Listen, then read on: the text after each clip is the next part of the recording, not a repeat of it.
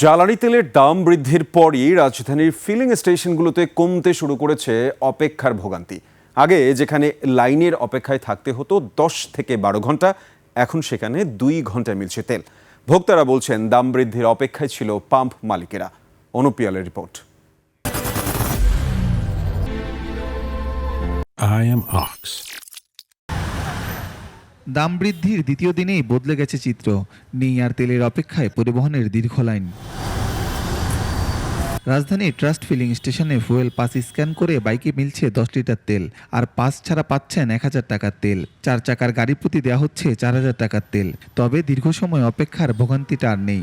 আগের চেয়ে অনেক সুবিধা। আগে তো ওই সিরিয়াল ধরে মনে কর থাকতে থাকতে ওই বিকাল হয়ে যাইতো সকাল থেকে দাঁড়াইলে। 8টা বাজে সিরিয়াল দিছে, এখন 10টা বাজে, 2 ঘন্টার ভিতরে তেল পাই যাচ্ছি। আমরা তো আগে পাম্পে গেছি, তেল নিছি, আমরা তো কোনো সিরিয়াল পাইনি, কোনো গাড়ি পাইনি। এখন অনেক পাম্প বন্ধ। এটা ওরা সময় মতো দেয় না, প্রাইভেট গাড়িগুলো আগে দেয় আর মোটরসাইকেলগুলো পিছনে দেয়। ভোক্তারা বলছেন দাম বেড়ে যাওয়ার পরই পাম্পগুলোতে পর্যাপ্ত তেল পাওয়া যাচ্ছে। 2500 টাকার তেল নিতে আসে, আমার 15 লিটার তেল গেছে। আমি পায়ে ধরছি, ভাই আমারে 500 টাকার তেল বেশি দেন, দেয় না। কিন্তু আজকে জিজ্ঞেস করতেছে যে আমারে কয় টাকার তেল নেবেন।